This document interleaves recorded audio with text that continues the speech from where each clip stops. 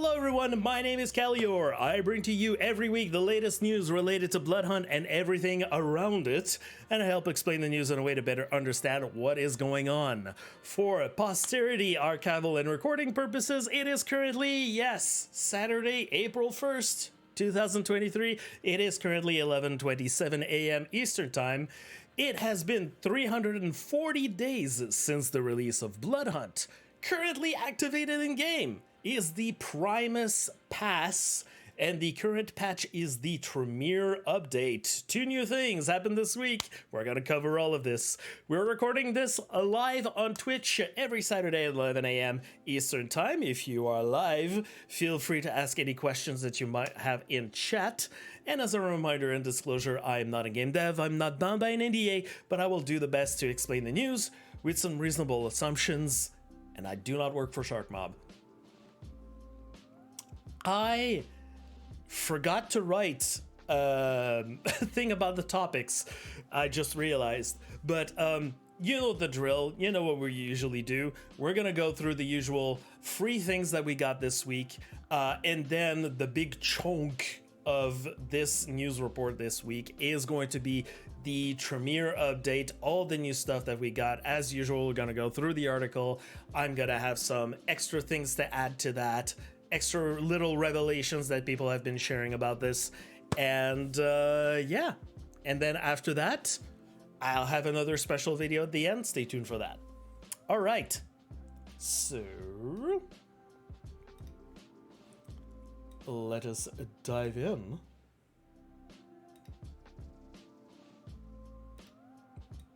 Here's my notes. There we go. Hi, Mom. Oh, yeah, of course. Okay, so the Twitch drop of the week, as we all expected and as we all know, is the Blow Raspberry emote. It's the first time that an emote is available as a drop. As usual, it's an exclusive drop for 100 people. The way that it goes, it is the 95 chosen for the most hours streams and 5 for the most hours watched. You have the whole list there. Another bit of news that was that has been made available, which is exactly what it means here.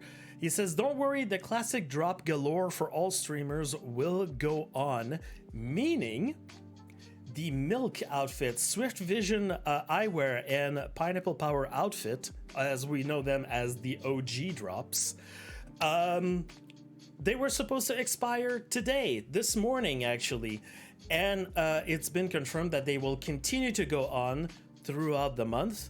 Also because there's probably going to be a surge of new players that are going to be trying Bloodhunt, so they're getting a chance of getting new OG drops. But a little bird told me that at the end of this month, we might have some old drops that might replace those. We're gonna see. It's a maybe. It's a maybe. It's a something. It's an unconfirmed, but it's a little like, why aren't they changing it? The idea is there to change it. Don't worry about it. We're gonna get back to that.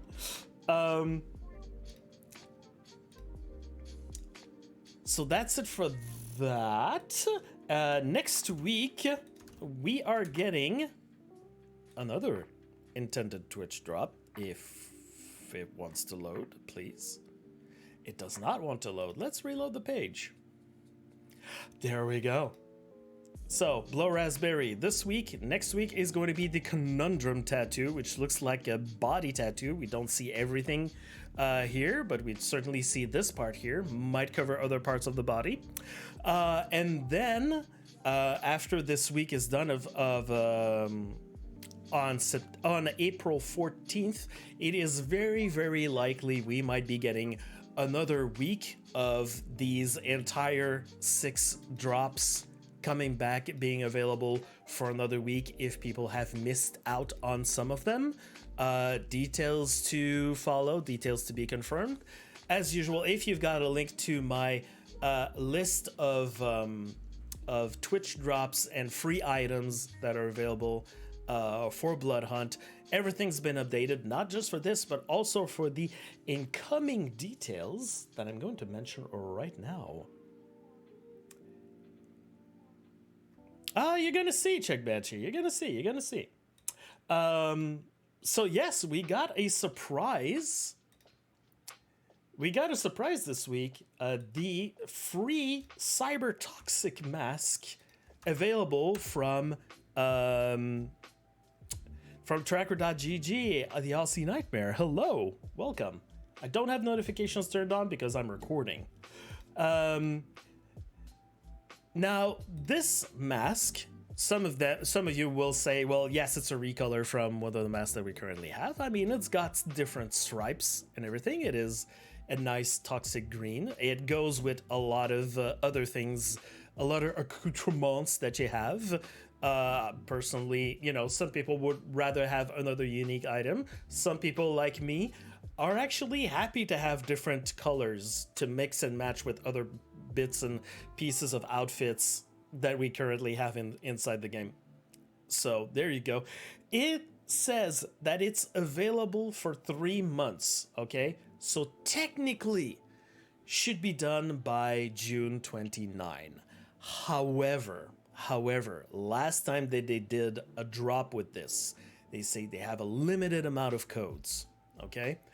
Last time that they did this, I don't think that the free codes lasted a month before they were fresh out of codes. So if you don't have already claimed it, go ahead and claim it. Now, I understand that some people might have some issues claiming the mask. I wrote a little guide. Basically just make sure you follow the steps here. Some people might not notice that you have a little gift icon that you have to claim, that you have to copy the code and then go into Bloodhunt and paste it from there. It is absolutely available to everyone. Some people say, like, it says it's premium. No, you're not clicking at the right place. It is available for everyone that has a Tracker.gg account. You do not need to sign up for premium. So maybe refresh the page, maybe open the page up in incognito mode, maybe clear your cache, do all the things before actually like signaling it as an issue. There you go. I got it on my character here. Nice acid fluo green that we've got there. We've got some things in game that will match up with this. Mask goes good with the green and black split hair dye. Yeah, there you go. All right. But that is not the only freebie. Restart your Windows 95. That always works. Yes, of course, imagine. That is not the only freebie that we got this week. We received a free Rosy Vision eyewear, and the way to claim it is just log in the game. Just log in the game. This is to celebrate the Intel XS technology on third-party GPUs. That apparently you will see, it's in the patch notes. Bloodhunt has a partnership kind of deal with Intel, so this is a way to celebrate for everyone and bring attention to the fact that we've got Intel with some cool new things. Also seems to be like another thing that was supposed to be in the cyberpunk kind of items and patch that we got in the Nemesis Pass.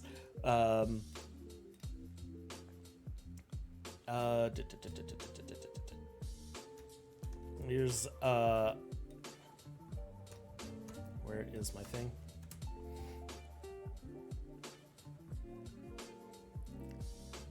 Yes, so the way that it is, when you open up your game inside your inbox, it's there. It shows in your inbox, it shows that it's there. It's just giveaway. There you go. That's the message that we see inside. It's already in your inventory, and this is what it looks like. Here's the Rosy Vision. Goes very well with a purple paint outfit, by the way, PC players. So there you go. that is something that we got for free. So like I said, I'll just repost it. I won't necessarily show it here, but I've updated my list of all the my spreadsheet of all the free things that we can get in game. So if you don't, make sure, if the tracker.gg mask, you're not getting it, you have to do it soon, because there's, like I said, there's a limited supply of this. The mask, it just says you have to log in. They're not specifying any kind of time at which it will stop being available for people when they log in, but I assume that that might be something that will happen. So if you haven't logged in the game yet, make sure you do it soon so you can claim those. And now, all right, before we dive into anything, we're going to look into the Tremere update, of course. But before that, I want to remind everyone, take the survey. There's a survey out. The survey will be over on Monday morning, Monday very early morning. Go make sure that you go fill in that survey. Please, please, please, please, please, everyone, go fill in the survey.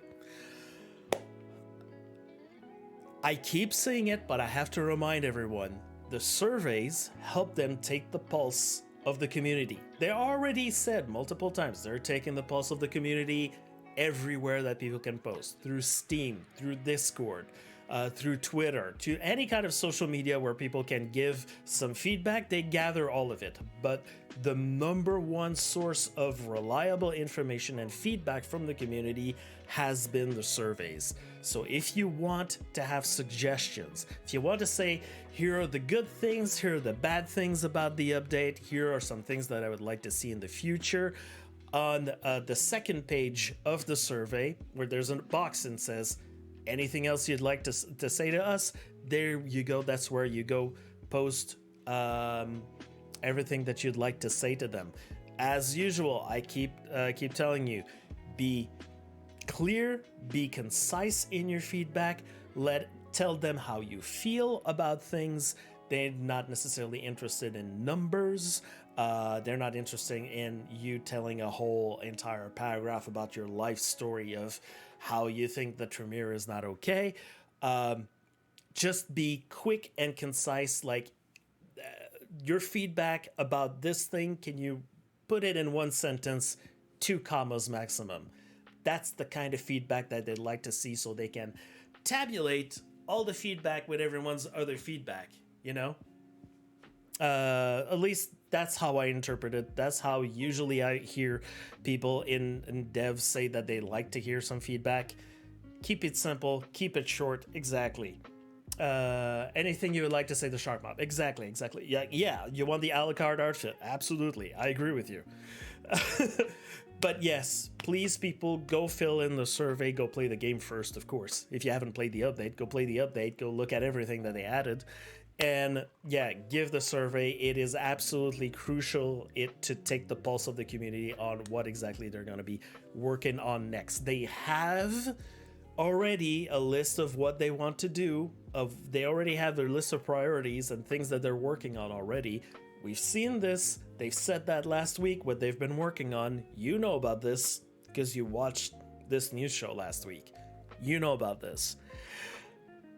But in terms of what they're working on, they also add some things that the community wants and try to integrate that into the next updates that they're working on. So, super important, go do it. And now, of course, what do we have? Is that the correct link I have here? Yeah, there you go. For me, 4:12 a.m. on the 28th, the Tremere update was live and available to everyone. There you go. You've got a little recap of what is in there. But before that, the day before the update went live, we received some patch notes. That is how it was announced. And now we're going to look at the patch notes. Now, if you've been here before, you know how this is. You know how this works. Let's take a sip.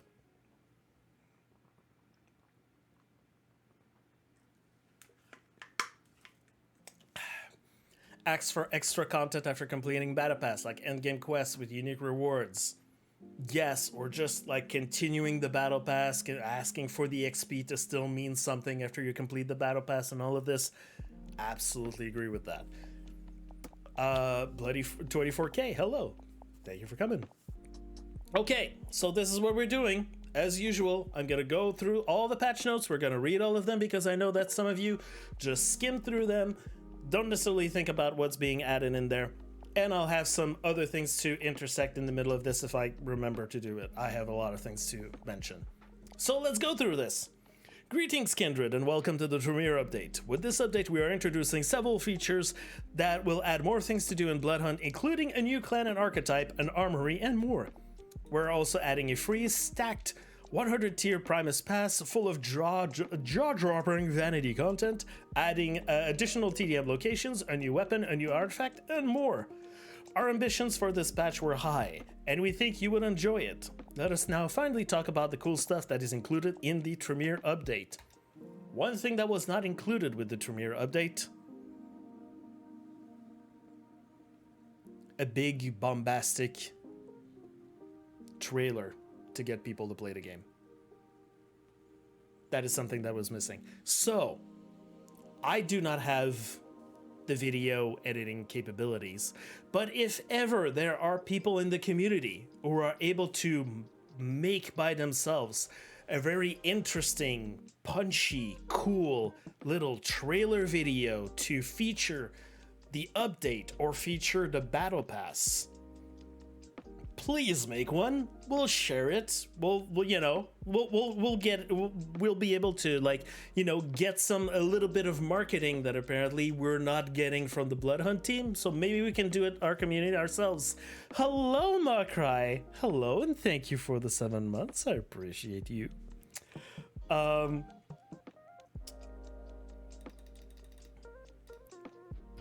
There we go. Okay, so we'll look into this. Clan Tremere. If you're a fan of combat and magic, then Clan Tremere is the perfect fit for you.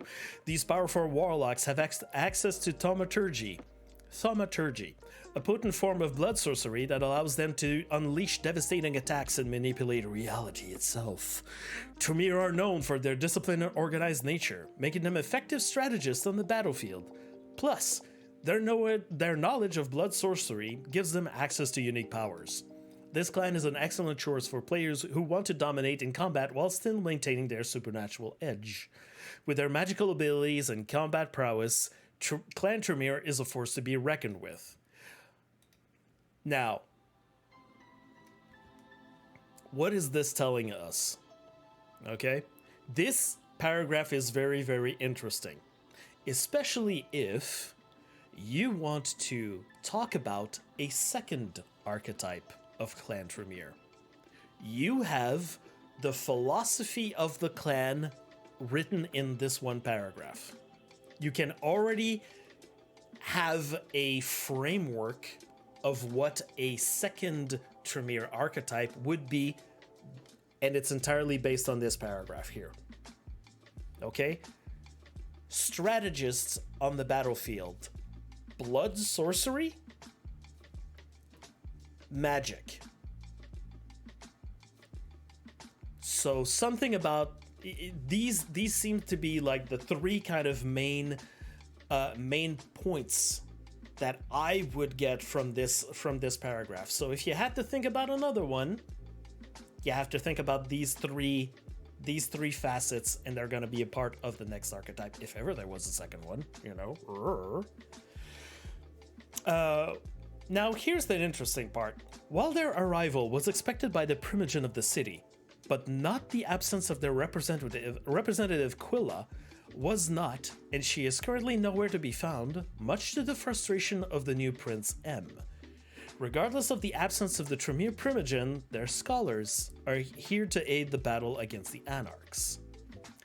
Now, that's something very interesting. Quilla some lore people might know, Quilla is already a known character in the universe of Vampire the Masquerade. But the fact that they're mentioning that the Primogen isn't there in the city, what exactly does that mean? Does that mean something more in the story, or does that mean that, well, actually to introduce Quilla, we probably have some quests, and we're, as we've mentioned before, we're not currently working on quests, so that's probably the technical reason why we're not putting her inside the Elysium yet. That's the thing. I have to mention, though, that if you want to read a little bit more, you want to get a little taste about Quilla, I hope I'm pronouncing this right, go read inside the game, inside their journal section for weapons, go look at the lore entry for the Scourge Blades. That will give you, I believe, a very, very good idea of what kind of character Quilla is. And personally, if I were to be a character inside this game, the idea of being in the same room as Quilla would absolutely terrify the living heck out of me. But that's me.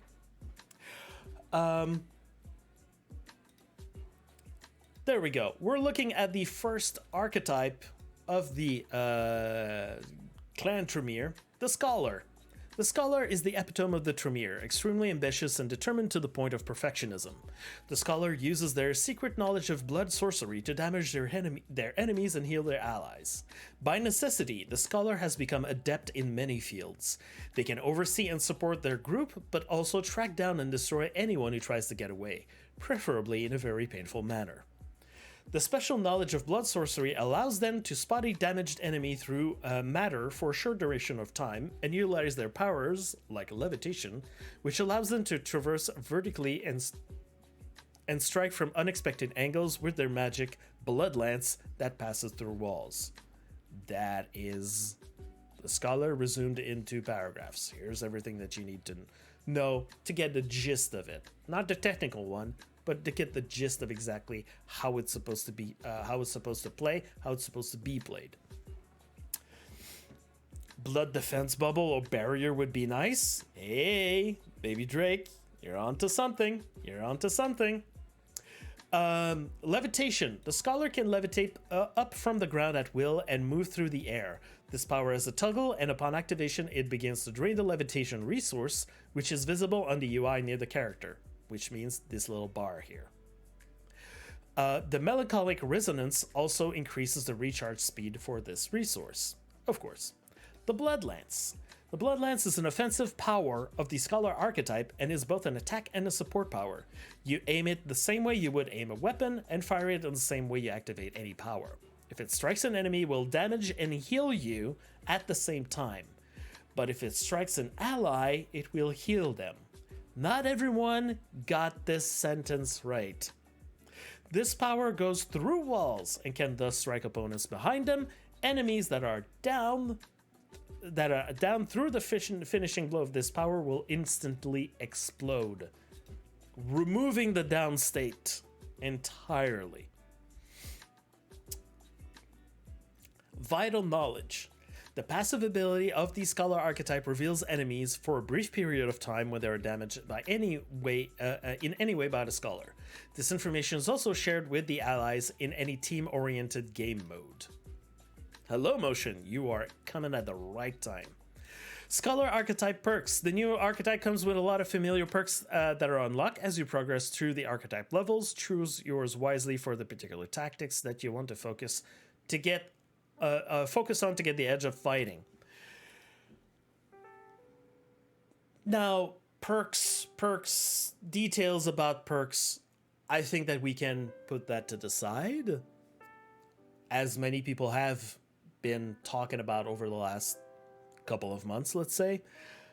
Perks need to be probably revisited soon. However, perks can be, if not dealt with correctly, can be incredibly broken. There are some that are more useful than others. Some would say that there are some that are probably like more used, like you would say, like, you know, you've got a range of about like 4 perks that people like usually switch in between characters, and the rest are kind of like left to the side, are situational, or are just, I don't think no one's ever been using them. So yeah, maybe perks in the future is something that the Bloodhunt team is going to look at. The last update, remember that they have looked at the archetype powers. And so by looking at exactly what kind of feedback that they got from that, maybe after making some tweaks and maybe looking at it a little bit more, maybe after doing that, they can look at the perks, like the window of opportunity to look at and rework or revisit perks is about now, I would say. So if that would be coming like in any update in the future, would absolutely not surprise me, but it needed to have the archetype powers looked into first before perks were looked into. That's what I'm thinking. It's Banksy TV. Hello. Now, a few things about the Scholar here. I'm not a specialist in this. I'm just going to report the news. First of all,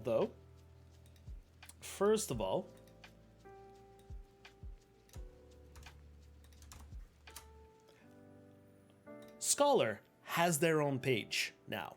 Scholar has their own page. If you want to see like a quick look into how exactly all of this works, you've got here a quick page about exactly how what the Scholar is about. You know, little kind of like cheat sheet about it.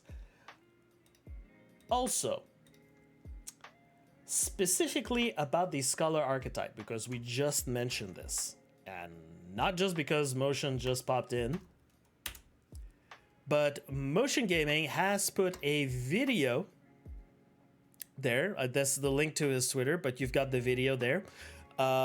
I'm going to mention 3 videos. I highly recommend you watch all 3 videos because you're going to get like some extra details that are absolutely not mentioned in the patch notes. And it's 3 people that have been invited to a preview testing of everything so they can put out videos on the day of the update. Motion's one of these 3 people, and him specifically, he is doing a technical deep dive into the abilities of the Scholar. Very interesting. I've been watching a few streams this week. There's a few little kind of details about the Scholar that it seems that a lot of people are missing. In Motion Gaming's video, he touches on them. There's some little subtleties that you need to pick up on to actually nail the Scholar, to be able to to actually get and understand how this character is, you know, how the abilities work and how like the different kind of ways that you can play it. Absolutely go watch this. It's recommended video.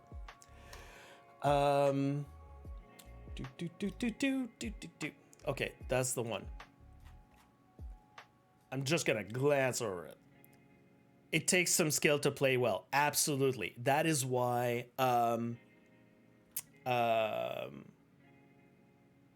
you know, the part about being the how do I get it? Yeah, strategist on the battlefield. It's certainly like it shines through with the Scholar. How, like, when exactly you're supposed to use your levitation, what are the circumstances that you're supposed to use it.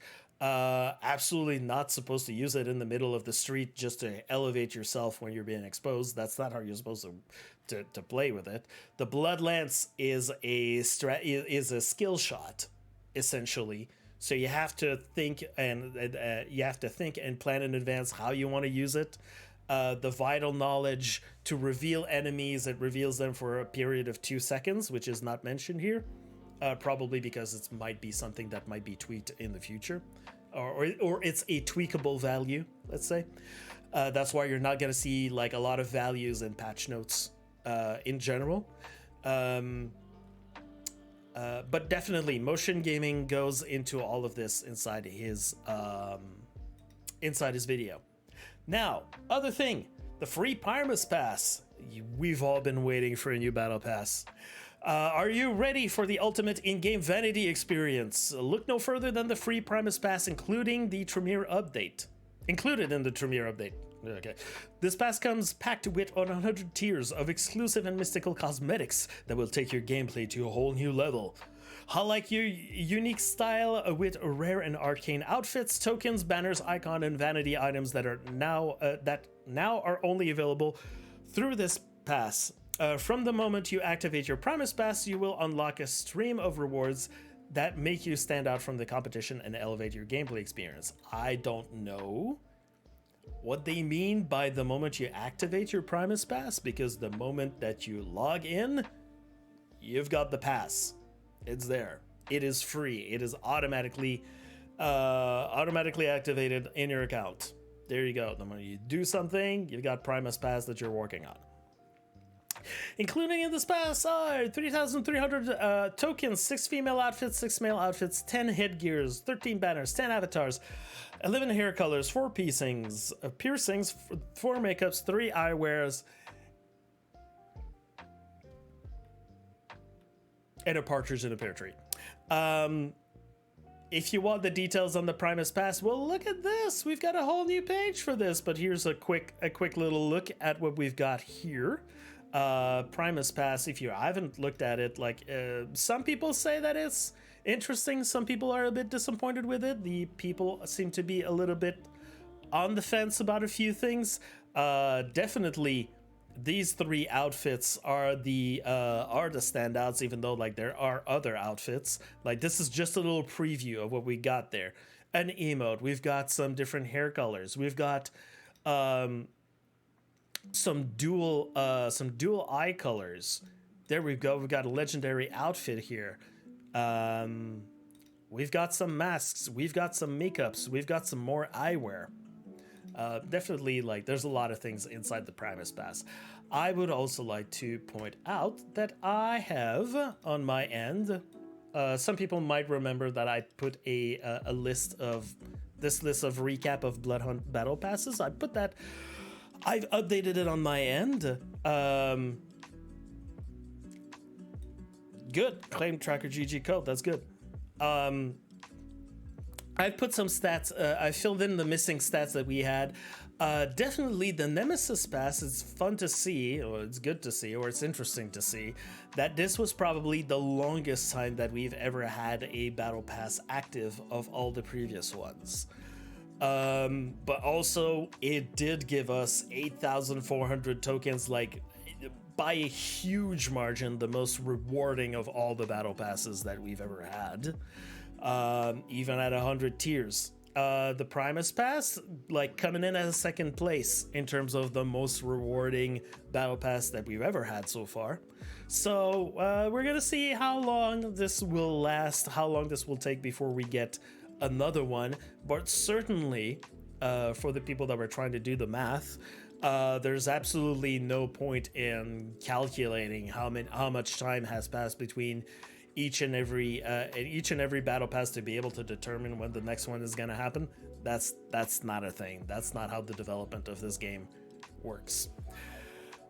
But there you go. We still get a whole bunch of tokens that we're getting from this. What else was being mentioned? Oh yeah, so about this battle pass, I guess I forgot to mention the scholar before. Scholar feedback seems to be kind of divided between people. I feel from the feedback that I personally have been seeing, a lot of people seem to be really liking the scholar. It brings a little bit more flavor. It brings a little bit more diversity to what we've got on the battlefield in terms of meta. Some people really dislike it. I would say that it's still a little bit too early to, firmly put a stamp on it that it's really good or that it's really bad. It's just been a week that we've been playing it. I think that we only have 1 or 2 people that are actually have got the way to play the scholar inside their heads, and they're absolutely slaying some lobbies with it. Might take a little bit of practice for some more, or for more people. Some people are still working on trying to find the best ways to counter the scholars. So the meta is still in a, you know, we're trying to figure out exactly what we can do, and I appreciate that the meta of the game since the update has not been immediately set in stone. It is, you know, it's been almost a week, and it's still shifting. People are still trying to figure out exactly how to deal with the scholar. Of course, you know, there's the debate on exactly in terms of balance, exactly how this is working with others. Some people feel that the insta-gib blood lance that explodes you when you're in a down state is unfair. There's some other people that think that Muse is actually now not so relevant, and that some Muse players have been very vocal about how they feel about this. So we're gonna see exactly for the next update, or in the feedback of people, how exactly that is going to play out. But definitely people have been liking the movement, have been liking the flying. Yeah, there you go. It's insane. Yeah, I agree. It's very interesting. It adds an interesting new touch to the game. Now, in terms of the Primus Pass, the feedback that I've seen about this is some people are actually happy with the outfits. Some people actually are happy with the hair colors, with the eye colors, the variety of things that we've got in there. And some people are a little bit nonplussed to see some recolors of some outfits. Some people want new, unique things to be found in the Battle Pass. And that is certainly a feedback that you can give in the survey if that's something that you want. I think personally, I'm okay with having some recolors. The more colors that I get to be able to put some outfits together that normally I wouldn't be able to put together, I appreciate that. Some people feel that recolors, or reskins, or whatever, should only be limited to the store, which is another kind of opinion, another kind of feedback that could be given. They are taking all of this into consideration, and will answer our concerns about this. Now, while I'm talking about this, I'm gonna go against my order of things. I'm just going to slip that in while I can. Some people have been asking about the store, and we've got an answer from Tobias in the Discord. Does anyone know how long the store will stay, or will that get updated as well? Tobias to answer, the store will expand in the future. Normally, we don't remove items unless there are issues with them. So, remember in the last few updates, some things, some particular items or tattoos have disappeared from the store suddenly. It's because there was some issues with some items, and that's where they were removed. Communication about this would have been appreciated, instead of just going like, what happened? Was this there? Was this not there? And people just being confused and everything. That would have been good to know. And then following that, Kit Kate asks, can you give us an estimate of when the store will be updated? Tobias answers, I can, but I'll be cautious about saying anything until I'm 100%. We will announce it when it's ready. Tobias being the good man here, not announcing anything in advance, because, yeah, people creating themselves some expectations about this game. Oh yeah, there's a lot of people doing that. Yeah, that stuff about yeah. I want that little sentence here.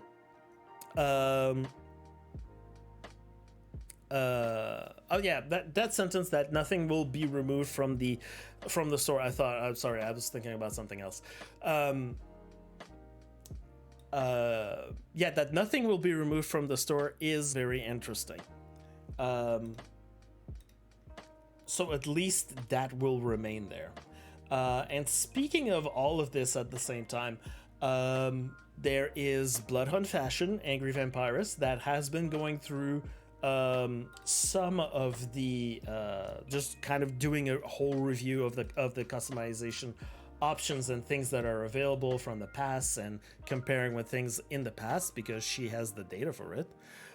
She's been noticing that there's been a slight review or correction to some of the eye colors that are in there, and other people such as myself, I tweeted about this. I did notice that there was a normalization of the display of the hair colors, basically the thumbnails for the hair colors. It seems that some of them have been changed or put in line with others, such as the Venomous, the Blood Stripe, and the Bubblegum Flamingo as well. You see that they seem to be a little bit more normalized than what they used to be, as well as the other ones that seem to have like duochromes or a little bit different kind of thing, like Bloodless here and Burnished Blue. I believe that these icons have been the thumbnails have been changed to represent a little bit more what kind of hair color effect that you're going to have inside your hair. So seems like some kind of thing that has not been mentioned in the patch notes, I think. Yeah, we can continue. Yes, let's go. So that's it for the Primus Pass. Now, like I mentioned before, the Intel XS improvements. Bloodhunt now supports Intel XS technology with third-party GPUs. This means that you can now use this tech to infinitely boost your performance and scale the input resolution to further enhance your FPS with intelligent scaling and great image quality. Hey, good to know. What does that do? I don't know. But someone certainly will be able to. I haven't looked for an answer, is the real thing. I completely forgot to ask people about this. There's some people that are knowledgeable about this, and I forgot to ask them. Wow, this music suddenly got very loud.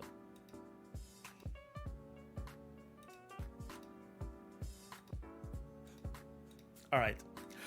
Armory and gun range. The very much awaited and requested by the community feature.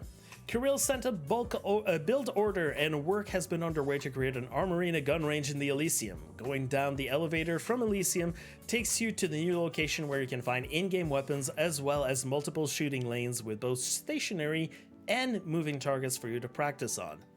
The gun range will be accessible to everyone in the Elysium, so you can go there with friends and target practice together while queuing for any game mode. And do not worry, we have disabled friendly fire in the tutorial. Why did it say the tutorial? He means the gun range. So you can practice without risking hurting each other. Now, this gun range you can explore. It's not only 2D, it is very much a 3D environment space. There are some areas that you can climb on.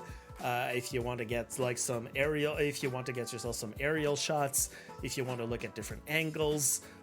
There's all sorts of different weapons, all sorts of different targets, moving or not. You can shoot from any range you want. There's also a secret legendary pistol that is hidden somewhere in there. It's actually pretty easy to find. But yeah, there's a lot of things in here. However, some people have mentioned that... Some people have mentioned that, hey, crossbows are not in the firing range. Why is that? Well, Mera'din, Mera'din Unknown, has answered on the World of Darkness Bloodhunt Discord. It would probably have to be a solo instance area for them to add the crossbows. They had tried testing it with the crossbows enabled, but aside from the annoyance of people that might spam them, which could be a problem, especially with the heavy crossbows, the cumulative effect of a bunch of people spamming both in the area led to the instance crashing, so they decided it was best to leave them out. Explanation. That's why they're not there. Also, there's comment about skill and using crossbows and blah, blah, blah, which I'm not going to mention because I'm not a toxic person. Something I completely forgot to mention while we were talking about the Scholar, because I got distracted, is that in terms of like the 3 videos I was recommending you, here we go. That's why I'm all over the place. There was Mera'din that we just mentioned. Mera'din Unknown, our lore guy, quest guy about Bloodhunt, has put together a little video about the lore of the Tremere. Now, it's not just lore, mind you. It is lore oriented. It gives you a rundown of the history of Clan Tremere, yes, but also it goes into the lore of the abilities of the Scholar and how we can connect back to the source material, or it can connect to the abilities can connect to other games. A little bit of an explanation of why some things, you know, why more this ability than the other ability, because in the TTRPG, Tremere have this ability and why not the other one, and here's the gameplay compensation that they had to make. Very interesting. Again, highly recommend people to watch this video, also to understand a little bit what's the, you know, what's the philosophy of the Tremere, how they look like. It's got a few pictures to show as well about this. So again, highly recommend to watch this. The new tutorial. To improve our new players' first impression of the game, we have revamped and improved the old tutorial. The new tutorial is faster, but will still teach the basics of the game in an easier to understand fashion. The tutorial gives an overview of the backstory of the game, highlighting the reasons for the conflict between the sects and Prague, to make players understand the importance of consuming blood to ensure their vampire survival. The tone wasn't right. To make players understand the importance of consuming blood to ensure their vampire survival, we are spawning you in a down state where you must nurture your vampire back into a healthy state and then face a series of basic challenges so you feel better prepared in the sectarian conflict that occurs in Prague. I've tried it. Already it has... it is definitely an improvement. I believe it's much more definitely an improvement, and I think that the first few steps that you have to play in this new tutorial are much more on rails, but it's good. There's a certain point in the tutorial where you're able to free roam and explore the place, you know, to your heart's content. And there is a gold chest to find if ever you are a knowledgeable player of Bloodhunt. You know, for the people that know to look for the golden chests in tutorials. Oh, there's 2. Oh, okay, I did not find the second one. Thank you, Motion. Yeah, I feel that it is already a much better experience, and it's very much needed for me, who has been watching new baby vampires trying to play the game, that have been streaming to play the new game. I'm looking forward to watching new players come to the game and play this tutorial and see exactly, you know, what works and what doesn't work. Do they understand the mechanics? It's already, yeah, like I said, it's a huge improvement. And let's hope that more people understand a little bit more how to play this game and understand the setting a little bit more. New weapon, the double tap. The double tap pistol is a single large pistol sporting 2 vertical high caliber barrels with an 8, 10, or 12 magazine capacity, depending on which rarity you find. As its namesake suggests, it can fire 2 bullets in rapid succession, dealing considerable damage when both bullets hit the target. The double tap can be quite a menace in the right hand. Its capacity to deal high damage in intense, short-range fights will surprise enemies who rely on melee or wide-area weapons such as shotguns. The consensus seems to be Yeah, exactly. It seems to be exactly in this kind of circumstance, in the right hand of people that can aim with this double tap. It is definitely not something to. It's not a weapon that just gonna leave to the side. Like, for example, most people will leave the 9 barrel to the side. Will be like, don't like this weapon. Double tap is not to be frowned upon, I believe.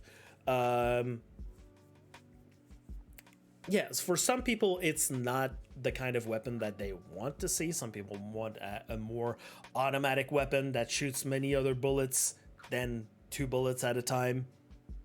I can understand that. But still, in terms of filling a gap inside the different weapons that we have, I think that this is like a good, actually good addition to our range of weapons that we have in Bloodhunt. Haven't played it enough myself to say more about this, but yeah, exactly. I've seen some people just, miss shots and go like, don't like this weapon. Some others that are really good with aiming with this weapon have been like, okay, actually good. In the right circumstances too. Also, this weapon can demolish someone. Good headshots too. New artifact. You remember last time that the boots were added and we got an update for that, and it was saying it was one of the first of the artifacts that they were going to introduce. Here is our second artifact, the Nodist Volume. The Tremere brought with them a new artifact into the rotation in Prague. It is an ominous-looking, worn, leather-bound book with an imprint of a skull on the cover. The Nodist Volume empowers its carrier with the ability to reduce the cooldowns of kindred powers as well as the melee weapon abilities. The effect applies after the resonance cooldown reduction. Imagine finding yourself in an intense battle versus multiple opponents. You recently used both your escape and offensive powers, your bullets are dwindling, and it feels like you are about to lose. But you remember that you picked up that dark volume, and suddenly both of your powers are available again, taking the fight back to your enemies who did not suspect a thing. Now, the book in some people's hands is just terrifying because it's ability after ability after ability. They never stop. If you manage to time everything right with the reduction of the cooldowns, you can be an unstoppable movement machine inside Prague. Little thing though, why is it called the Nodist Volume? That is, in lore, probably something that is related to the Book of Nod. The Book of Nod is considered to be the vampire Bible. Probably Mera'din can probably do a little video about this, about the implications of a Nodist volume, or the history of a Book of Nod, or something like that.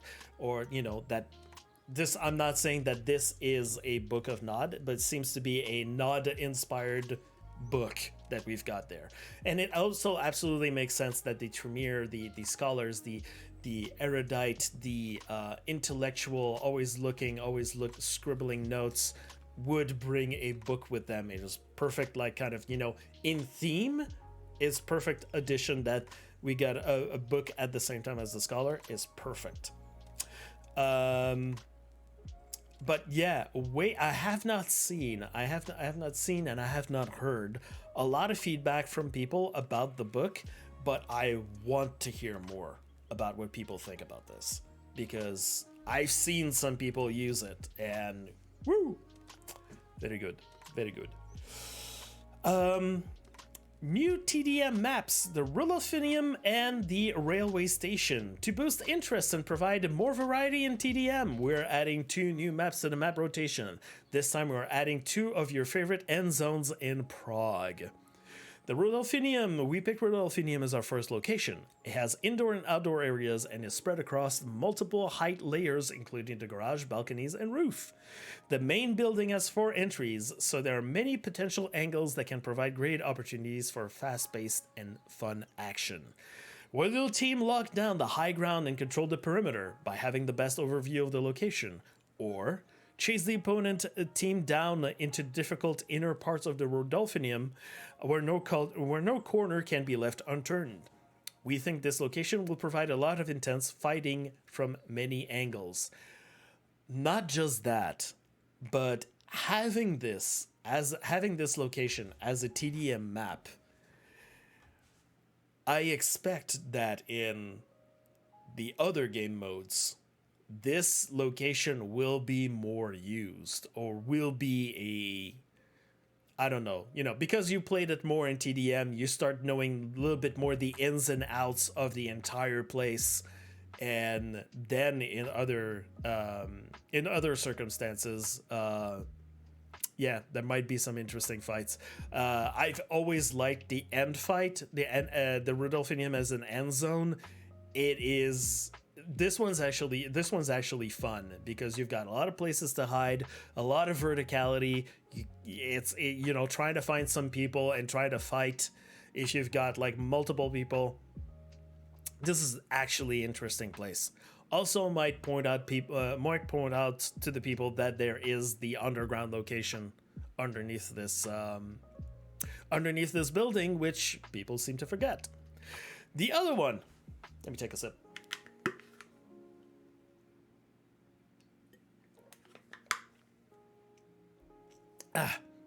Railway station. For the second map, we decided on the railway station. After having monitored many matches and a lot of feedback from the on the fighter circle at this location, we saw that it has become a Bloodhunt classic. Here you have the rooftop, the middle segment, and the cargo wagons and rails themselves, as well as an underground area. This certainly provides many opportunities to find unique tactics for your team to take advantage of. In the Bloodhunt BR modes, the players usually face a small number of enemies to keep track of at once, which keeps the tempo at a slow pace. But with the teams in TDM, it provides an opportunity for a lot of chaotic fights from many unexpected angles. There's a lot of cover, and many places for an ambush, so we think this classic end zone will become a classic TDM edition as well. Not just that, but it has a lot of cover, but it also has a lot of areas that are lacking cover. And from some of the matches that I've seen there, people need to learn to find cover because a bunch of people just standing in open areas, you get got really easily. You're easy targets. But yeah, the railway station seems to be, again, like many areas, many layers, but it seems to be still a very intense kind of a location to have a team deathmatch in there. From what I've seen, like the matches are really, really intense because it depends exactly where everyone's fighting. But yeah, it seems to be like it's a little bit more open in terms of an area when you're inside the railway station, not on the outside. So yeah, so far seems to be very interesting. Additionally, we have temporarily removed the hotel map, aka Skybar, from the TDM rotation due to feedback about how one-sided it can become with one team in the middle. But we also saw traversal issues that we want to resolve before adding it back again in a future update. Oh ho! Look at this! Look at this! Two birds with one stone. Kind of letting us know, hey, there's traversal issues in that part of the map in Prague. We're gonna look at that. There might be some changes happening there in the future. Not just for TDM. Interesting. Just little tidbit. Just sprinkle it over here. You might have missed that. Balancing. Ooh, balancing. You know how I like balancing. After changing some of the core mechanics in the previous update, we got a lot of great feedback and data to further refine the gameplay experience. For example, we saw that the sewer bomb of the Saboteur became extremely powerful when you stacked them near one another. They're talking about stacking here, but just by itself, a single sewer bomb was already like much more powerful than it ever deserved to be. That was a part of a lot of feedback that they got from the community. So happy to see this being changed. This got to the point where stacking 3 of these bombs in proximity could essentially immediately take someone from full armor to the down state, which was a bit too much for what we had intended. Additionally, we also wanted to further boost some of the archetype powers to give them a bit of a further edge compared to the competition. Basically, the boost to the archetype powers that they did in the last update. This is the adjustment period. The gold pistol was a bit underwhelming for a golden weapon, and has had its damage and headshot damage increased. Additionally, it now belongs in the mid-range class in terms of range. So they changed a little bit of the philosophy of the gold pistol. The Saboteur has been peaking in popularity as well as doing well performance-wise, as the sewer bomb gas now deals hefty damage, filling its role for area denial. We saw that the instant damage needed a bit of reduction. Absolutely. In effect, the explosion damage has now been reduced by half. Absolutely. Hey, thank you for the hydrate.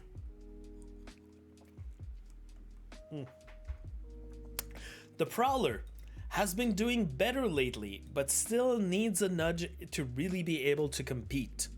Remember that, the Scouting Famulus, the bats, aka the bats, had additional function and increased damage if you are revealed by the bats. That was added last time.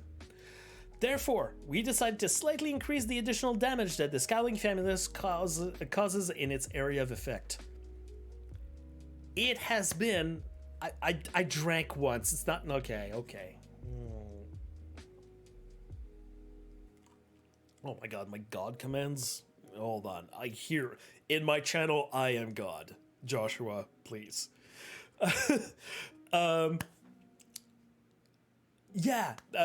Some people, I've been finding it very, very, very interesting with the Prowler to have this kind of, how can you say, the very, reveal someone with the bats and immediately come in for the kill because there's only a few moments where they can take additional damage while they're being revealed. So there's a very, how can I say, a very opportunistic, where are my accents today? Opportunistic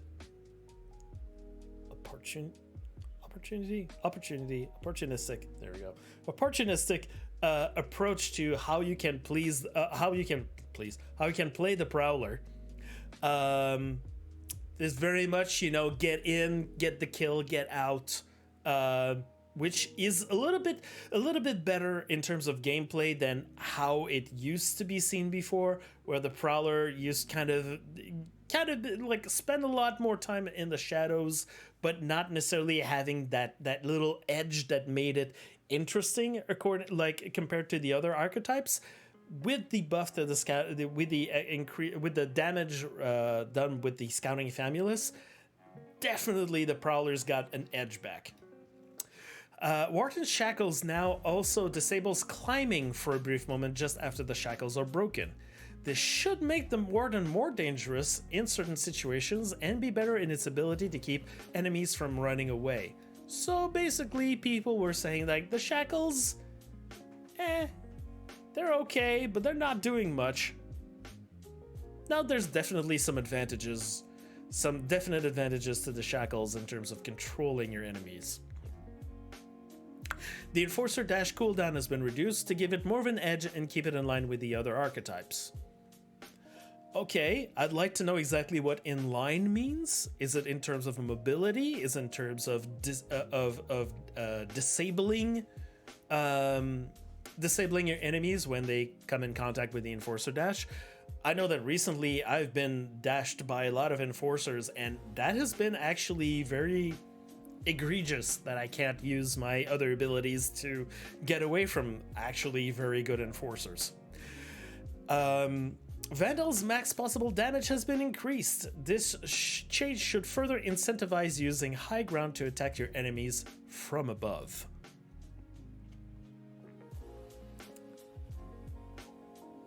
It's a thing. Vandal is still being a cause of debate, exactly, on Is the Vandal good? Is the Vandal broken? Is it overpowered? Is it, you know, there's still a big question mark over the Vandal to know exactly, you know, is it good or not? There's some people like me who are absolutely Vandal, you know, convinced that Vandal is good. But in terms of, you know, getting the damage into it, I don't know. Some people have been putting Vandal to the side a lot. But Vandal is still, I mean, of course, there's gonna be bugs to Vandal. I would say like both in terms of if you want to use Overwatch comparisons, the Winston jump is still also, you know, also has issues, and the Doomfist slam also has issues to this day, you know, from big game companies. So absolutely not surprised that both of the abilities of the Vandal like might still have some bugs. I'm not surprised. I'm still okay working with it. Enforcers feel underpowered when their main to keep people from using their abilities and is unavailable due to uptime. Yeah, but you know, they've reduced it. We're gonna see if that cooldown is good enough. Maybe with the maybe if they got their entire cooldown reduced because of blood resonance, maybe if that's gonna work. Maybe they need to reduce the enforcers a little bit much. We're gonna see. I've been like definitely like Check Benchy says, I've been encountering a lot of enforcers suddenly. Yeah, we're gonna see. Overall, we think that the balance between the archetypes now is in a better position, where we will continue to monitor your feedback for additional potential future tweaks. Definitely, but you know, as I've seen a lot of feedback from people, I am not seeing anything regarding Muse, and that seems to be an issue with some people. So I think that probably next update, Muse is going to be kind of front and center in terms of maybe balancing or changing some things. And now we come to the last part, where we've got bug fixes and minor changes. So we added the possibility to opt out from in-game medals in the gameplay general menu. It's enabled by default. So, hey, the people that did not like medals, you probably skipped over this. You can turn them off if you don't like them. If you don't like the sound, if you don't like anything about medals, you can turn them off, but it's still there by default. Okay? So there you go. Bots will be less likely to loot police vans and ambulances if they already have the consumables that they contain. Some change to DualSense. Oh yeah, we added DualSense vibration and adaptive triggers to a few weapons that did not have it previously. That's a good thing. Also, someone reported that the haptic and vibration options for the controller, someone has been saying that when he's been going in the Elysium and getting close to any kind of area where there's music, apparently they've been feeling music related vibrations on their controller. That's kind of cool. That's a little kind of thing that I think is pretty nice. I miss the old Vandal free to Vandal. Oh,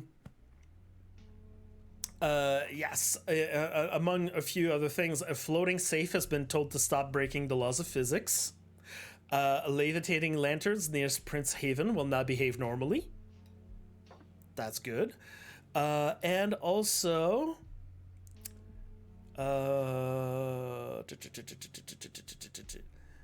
resolved an issue where the player character could be teleported into a random Elysian spawn point after getting stuck in midair in the arc of Omnis's hideout in the Elysium. I've seen a few people do that on purpose. Don't do that. I also resolved multiple issues where characters entered an infinite climbing state when climbing between certain objects. This is a little step a little step into fixing some always climbing bugs that people have been reporting and that kind of, you know, didn't help with the fun of the gameplay. This is a sign they're paying attention to it, people. They're paying attention to it. And there's also resolved various bug fixes related to traversal in Prague. Now, there's some other people that have been mentioning that they're still getting stuck on certain objects or things on ledges or things on buildings and stuff like that. I will still recommend everyone, if you know of specific things, specific areas, and specific objects, to take screenshots of those and make tickets to support, so maybe the devs can look at that.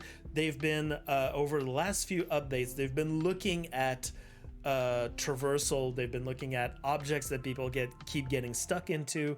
They've been fixing, removing, replacing some items in the city. So they're paying attention to it. It seems to be an ongoing process from what I've been looking at. When I see notes like this, and I notice it in the city. So yeah, keep your feedback coming in terms of that, please. Now, another video, the third of the 3 videos that I recommend you to go watch, is NeoNeco, a former ambassador of Bloodhunt. His video that he's made about the update is just a quick rundown of Tremere and other items inside the patch and the target range. It's more of a broader sense of the patch, of the update, I should say. But he's covering a lot of things that Motion Gaming and Mera'din aren't covering inside their video. So I think with these 3 videos, you have you really are having a lot of information, more information sometimes that you can find like with the patch notes that we just read. You've got a complete, a complete painting of exactly how the update works. So I think that, yeah, actually I'm very happy to see these 3 content creators make their own thing. Complements very well the patch notes, and yeah, you've got everything there. We've talked about this, we've talked about that. So that's it. Again, remember, I want to remind everyone, where's the link? Where's the link? After you played this survey, after you played this update, go fill in the survey. Absolutely, everyone, go fill in the survey. You have up until Monday morning, and I mean like very morning, in terms of like Eastern time here. It's about like 4 in the morning on Monday. So yeah, do it today, like on Saturday or Sunday. Go fill in the survey with as much info as you can put inside there. Very, very, very important. Another kind of slight little news thing that might interest some people, especially in the kind of costume department, customization department of the game. They put out a little video. Sharkmob put out a little 1-minute video of about their 3D printing solution on how to make realistic clothes inside the game. Might be interesting to you to see how that's being put together, especially like this way, and also with the other little clip videos that we saw a few weeks ago, especially with the ladies in the art department, of how exactly they're putting the clothes together on the characters. This is one of the parts before they take these elements, split them, put them together, stitch them back inside your on your characters' bodies. So I thought this was just a little thing interesting to mention. Apart from this,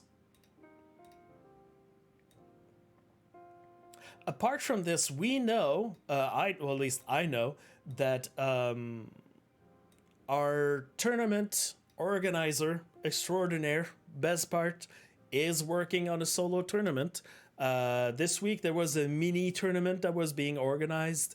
It was very impromptu, very last minute. But the whole point, in case you didn't know, the whole point of putting together a mini tournament was that he's trying to put some automation of the point calculation together, as well as making sure that there's a form that people can sign up, which people can use to sign up and also to report their scores, to post their links of their best matches and all of this. So this was all put together very last minute, just to test out and work out the kinks of those like internal systems that he was putting together with Far and a little bit of help of me. I don't want to take credit, but it's mostly those two. It's mostly Far that's been doing a lot of legwork on this, but it's going to be making the upcoming solo tournament hopefully a little bit much easier, both in terms of validating the scores and also for whoever's hosting or whoever's co-hosting or whatever looking at the scores. It's going to make it much more quicker and much more reliable to get some tallies, get some scores, make sure that we've got everyone's names together to be a part of the tournaments. When is the next tournament gonna happen? We're not sure, but it should be happening soon. Best Part's been keeping a few little secrets to himself. I know that originally it was supposed to be this weekend, but that got changed apparently. So soon, keep an eye on this. You know where Best Part is. He's on the Twitter. He's on the Twitch. Also, whenever there's going to be anything about this tournament, I will make sure to shout it out on my Twitter. Let people know about this. Also, I can report it here if it's, timely. What else? That is, like, in terms of news of the week about the update, that is about it. I'm saying that is about it as if I haven't been, like, recording for about an hour and 17 minutes. Still. So what can you expect now for the upcoming week? Well, survey. We're probably not going to hear from the dev team for about a week or two or something like this, as they are going through the survey results, as they're figuring out exactly what to do with the next update. Not to say that they're just like not doing anything. They're still working on things, but what exactly to add to the next update based on our feedback, or figuring out solutions, getting more input from everyone. Again, if you want to know what they're working on, go look back at the last learnings article that we had last week. It was already giving you a very clear indication of what are the things that they are working on for the next future updates. So you have some things to look forward to. At least, the official learnings article of what they want to tell us. Whole lot about this. So yeah, apart from this, yes, check batch. I did see that. I hope that you reported that in the in the bug hunt section of the Bloodhunt Discord, because 43-person match, I think that might have been a visual bug, or you got a whole bunch of bots in that game. That seems pretty incredible. So yeah, in the meantime, everyone, enjoy the game, enjoy the update, enjoy the battle pass. Tell more people about this game. Don't burn yourself out with the battle pass, okay? Don't burn yourself out immediately. Don't go through the battle pass immediately. However, as it usually happens, we don't have a lot of retention features inside the game. That's something that I've been pleading to get for many months. More things to work on while we're in the game, not just have the battle pass. The battle pass is fun. The battle pass is life. The battle pass is love. We love the battle pass. But right now, this update is really, really fun to play, and I would like to put in like a lot of hours. Like if I had more free time on my hands, I would love to play this battle pass like for many hours. Unfortunately, after a certain point, there's nothing to work on. We really need to have that added. I will add that to my feedback when I'm gonna put in the survey. So yeah, in the meantime, enjoy this game. Tell more people about this game. The devs have been counting on this update to get more people excited about the game. Start having again a boost in numbers. We're definitely seeing this as we hit a few other peak numbers for the game that we haven't had for a very long time. So this is good. Tell people about the game. There's still some people that think that this game is, you need to pay for this game. It's still free to play. It's still absolutely free to play. There's more free things. Like we said, there's a free headgear when you log in. There's a free mask if you go on the Tracker GG, get yourself a code. Limited time, go get it. There's so many free things. I give out free things on my Bloodhunt streams. I have some more plans coming in the future. You might see a few Fuchsia Finish and Techno Demons coming in the future. Just letting you know. But yeah, remember that there's more and more people that are discovering Bloodhunt. I'm never gonna stop saying this. Remember that what you do and what you say can either welcome some players or push them away. So be aware of how you're talking about the game and how you're talking about the community. So I know that some people came here because I have another bit of important news. I want to make a separate video out of this. So, people on Twitch, I'm gonna end this video for the official news of the week, okay? But stick in there, stick here, not stick in there, what am I saying? Okay, words are not working today. Stick here. I'm going to be going into the leaked news I've received. I just want to make sure I record 2 separate videos. People on YouTube, go look in my channel. I post a whole leaks video just by itself. It's probably going to be like here or somewhere. I don't know exactly how to do this. I'll figure out how to put the link on the screen right now. But everyone, please be kind to each other and to yourself. And thank you for watching. I'll see you next week.